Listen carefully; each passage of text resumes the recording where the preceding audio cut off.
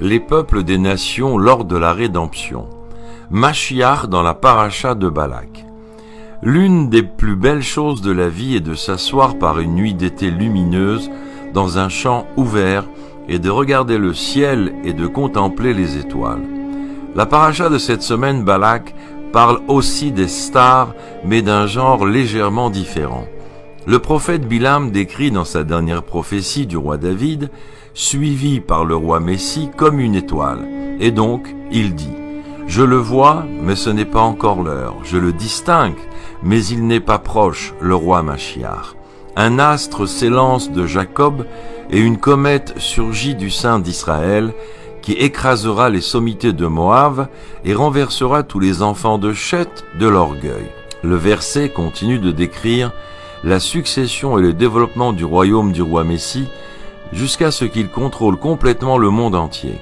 Le point culminant de ce contrôle est, dans les mots, renversera tous les enfants de Chet de l'orgueil, fils d'Adam, en fait, toute l'humanité.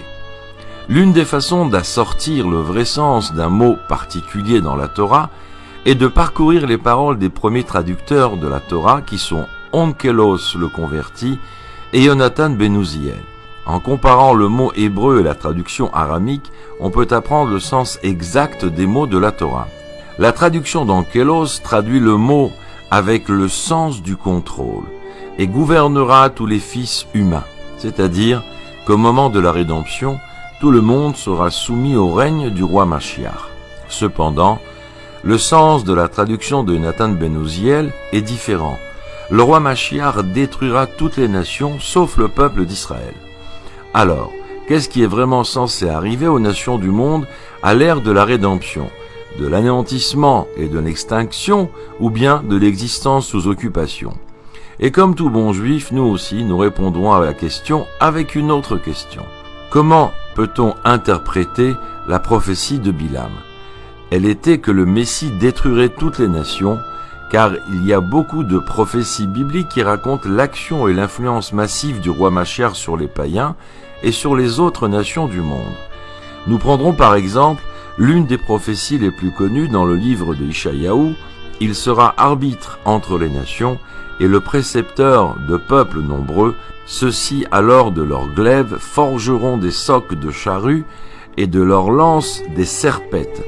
Un peuple ne tirera plus l'épée contre un autre peuple et on n'apprendra plus l'art des combats. Comment le Messie est-il censé juger les nations s'il n'y a pas de peuple? Bien que, selon l'ordre de la rédemption décrit par le Rambam, il semble que la correction du monde aura deux étapes. D'abord, le Mashiach devra combattre les nations rebelles, combattre avec des guerres et il l'emportera. Mais, pour la deuxième étape, on attend des païens qu'ils acceptent le joug du roi Mashiach. D'une certaine manière, ce sera précisément le cœur de l'innovation du roi Messie dans le raffinement du monde et des nations du monde. Il ramènera le peuple d'Israël sur sa terre, il établira la souveraineté juive en terre d'Israël, et il incitera à étudier la Torah et à observer les mitzvot dans le repos et la paix. De plus, comment peut-on même penser que le Créateur, qui est l'illustration du bien parfait et de la justice, qui a créé son monde, de telle sorte que le but du monde soit de provoquer une destruction massive de toutes les nations du monde, des milliards de personnes, pour ne pas les accabler? Les sources n'ont-elles pas dit « et sa miséricorde pour toutes ses actions ». Il est difficile d'imaginer que précisément pendant la rédemption, qui symbolise le triomphe du bien et du mal, et la conquête du monde par la lumière divine, qu'un tel anéantissement général et collectif se produira. De tout ce qui précède, il semble tout à fait clair que les nations du monde existeront aussi à l'ère de Mashiach et de leur rédemption. Et la controverse entre la traduction d'Onkelos et la traduction de Yonatan ben Uziel devrait être expliquée différemment.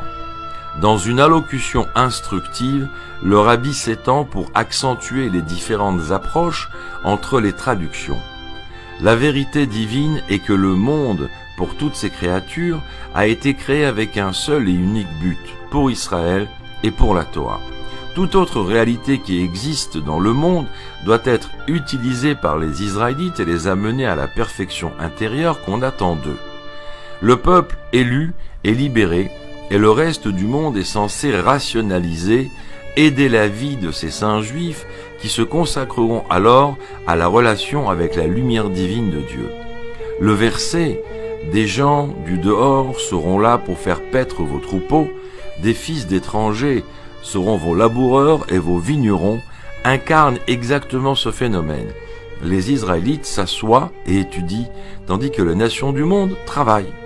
C'est une approche qui voit la réalité des païens comme insignifiante. C'est l'approche de la traduction de Jonathan Ben Uziel. Pendant la rédemption, la réalité des païens sera annulée. En tant que personnes pensantes, ayant une opinion personnelle, elles seront complètement émerveillées face à la lumière divine. Il ne s'agit pas de la destruction de leur vie individuelle ou de la destruction du corps, mais de la perte de leur importance personnelle et de la perte de leur réalité en tant que facteurs qui influent dans le monde. La traduction d'Onkelos, en revanche, donne un peu plus d'importance aux nations du monde. Son approche est que la réalité des païens et des nations du monde continuera d'exister en tant que réalité importante, et même dans laquelle la vérité divine pénétrera. Eux aussi pourront ressentir la découverte du grand Dieu qui prévaudra alors dans le monde. C'est le sens intérieur et vrai du contrôle du roi Machiar sur les nations du monde. Ce n'est pas seulement un contrôle purement physique ou géographique, c'est que eux aussi recevront la lumière divine, accomplissant ainsi leurs fonctions et leur destinée. Le roi Messie contrôlera leur réalité intérieure, leur âme, leur esprit et leur cœur. Ce faisant, il les infligera. Il fera résider en eux la rédemption. En d'autres termes, la rédemption viendra aussi pour eux et le roi Machiar les amènera à la perfection. Eh bien, qui a raison? Les enseignements chassidiques concluent de la même façon que les enseignements d'Onkelos. Dans le livre du Tanya, l'Admour Hazaken dit que l'illumination divine qui brillera dans les âmes d'Israël au temps de la rédemption affectera les âmes des païens. Shabbat Shalom.